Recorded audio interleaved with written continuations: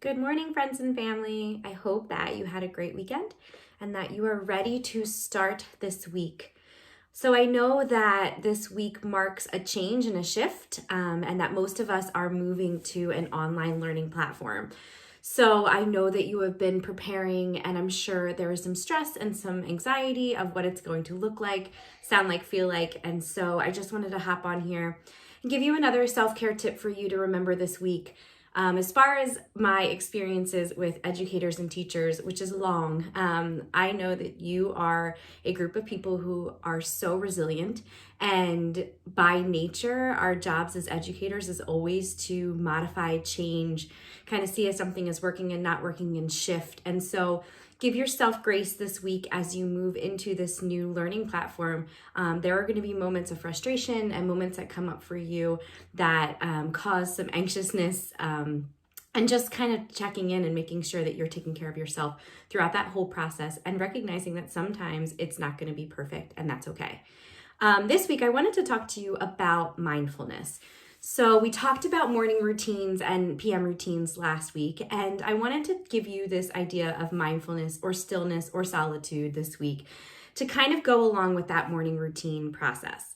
So for me, meditation is my form of mindfulness, which it does not have to be yours. But in the mornings when we start our day, again, I told you our cortisol levels are really high, so that stress is kind of high when you first wake up. And for me, taking a minute to breathe and catch my breath and just tap into that is a perfect way to calm my central nervous system and to get me prepped for the day.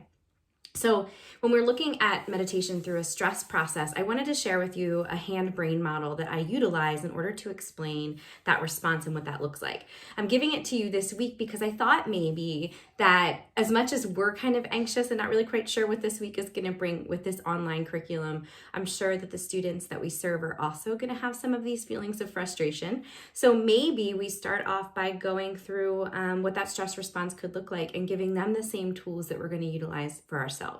So if you take your hand like this and you're doing this with your classroom, you can explain to your students that when you're looking at your wrist, this would be like your spinal cord. So this is where information is sent from the body to the brain. And then this open palm place right here, this is the reptilian brain. So this is the first part of the brain that develops in utero. And this is our response for our fight, flight, freeze. So our stress response happens in this reptilian brain type area. If you're looking at your thumb, this would be your limbic system. And so within that limbic system is our amygdala. And our amygdala is our emotional regulation center.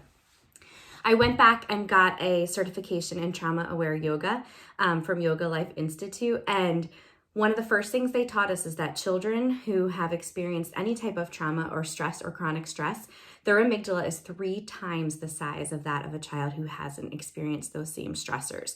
So you can just assume that during this time, our amygdalas might be a little bit larger. We might be experiencing some heightened fight-flight responses. So how can we do some techniques and tips that help to calm that amygdala? For kiddos, little ones, I call this the guard dog. So when something comes up and it's a stimulus and it's causing a stress response, that guard dog could start to bark. And when that guard dog barks, we immediately can pull from our toolbox in order to settle that down, like thinking about giving the dog a bone. So when this is working correctly, the amygdala acts as floodgates so that information is able to move from the body through the amygdala, and it reaches that prefrontal cortex and the cortex, which is the part that is responsible for learning and retention.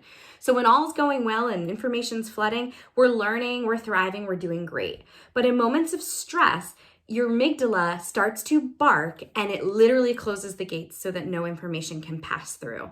And when that happens, you flip your lid and no learning can occur.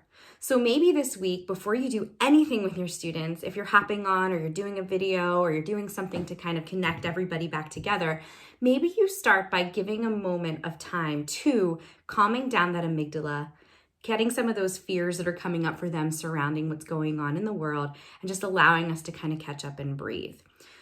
So breath work can look many, many different ways. But what mindfulness does for us, what meditation and breath work does for us, is it gives us a pause between stimulus and response. So when something comes into our world that's causing us to kind of have that stress response, that mindfulness allows you and teaches your brain and trains the neural pathways to pause and have a better response at the end of it. So I'm going to go through a couple of these breath work techniques that you can utilize with your students. One that I used to do with my own kiddos in my classroom was something called a box breath.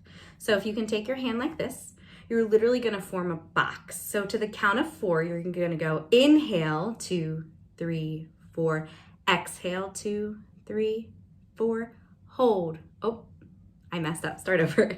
Inhale, 2, 3, 4, hold, 2, 3, 4, exhale, 2, 3, 4, hold, 2, 3, 4, inhale, 2, 3, 4, hold, 2, 3, 4, exhale, 2, 3, 4, hold, 2, 3, 4. So you can do that box breath and guide your kiddos through that process and teach them, as that's a tool in their toolbox. So if they do start to feel that guard dog barking, take a minute and do a box breath. Another breath that I used to use with my kiddos all the time was the 6-2-7. You've probably seen different formats of this, but whenever you can have a longer exhale than an inhale, it tells the body to relax. It's calming, it's therapeutic, and it calms that nervous system down. So you would inhale for a count of 6. You would hold for 2 and exhale for a count of 7. So even just doing 3 rounds of that as a way to start your lesson might be a way to tap into that central nervous system and that cortisol reduction and to get them into a better, safer space. I'm gonna talk about a couple apps that you can utilize too, or that you can tell your kiddos to utilize. I always start with the Calm app just because I found the most success with Calm.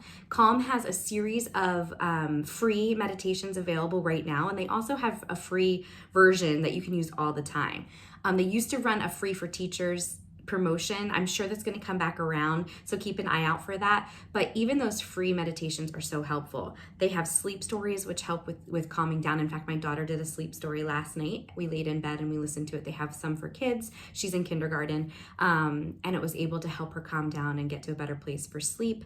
They have master classes for us that kind of gives us some insight and some information on things that we might find to be helpful in our meditation journey. So check out the Calm app and see if you can find something that you can play around with this week. Again, some of these are 10 minutes, some of them are 2 minutes. Find what works for you. And even if you're just like, I can't enter into this week, which I totally understand, maybe just before you get out of bed in the morning, you take 3 deep breaths, or right before you press live on your Zoom conference or whatever you're using for kiddos, you just take a few deep breaths. So just tapping into that this week will be really, really helpful, I believe. And to end this, I just wanted to lead you through a guided meditation really quickly. One of the things that happens for us when we are in a state of stress is that we immediately go to our brains, right? Like our monkey mind, and the thoughts just keep swirling. And so one of the most basic practices that they teach us in the trauma-informed yoga is to ground your body. So you can do this in several different ways. You can do this by something called an anchor breath, which I'll do with you in a moment. Even just the process of physically feeling your body in a chair. So if you put your feet flat on the ground and you bring your spinal column nice and tall, you'll feel your sit bones, which in yoga is called your root chakra. And when you feel that, it's grounding. Imagine even roots coming out of your bottom and anchoring you to the ground. And with your feet, actually feeling the physical pressure of your feet hitting the ground. Immediately, or you can even tap your fingers and just feel that physical feeling of your fingers tapping together. It takes you out of your mind and physically brings a sensation back to your body, which can be really, really grounding and helpful. So I'm going to ask you to just sit like that, where you can actually feel your sit bones on your chair. You can feel your feet on the ground. You can even press your palms into your thighs so that you can feel your hands touching your thighs. I'm going to ask you, if you're comfortable with it, just to close your eyes gently. If not, you can just stare at a spot on the ground. And I want you to start to pay attention to your breath. So as you're taking deep inhales in through your nose, maybe holding your breath for a count and then releasing, I want you to start to pay attention to where you feel the air the most. So as you're breathing in, is it really cool air in your nostrils? Are you feeling it in the back of your throat? Is it filling up your lungs or your belly? Wherever that spot is hitting the most, that is now going to be your anchor. I use the anchor in meditation as a way to keep my brain from going in 70,000 different directions.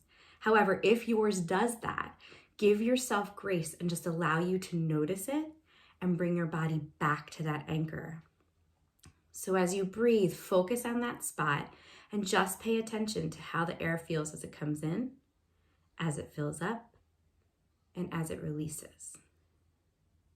Giving yourself time to just pause, some stillness and quiet, some reconnection. We're going to do 3 more breaths here. Nice deep breaths in, holding for a moment, and then releasing. Inhale and exhale.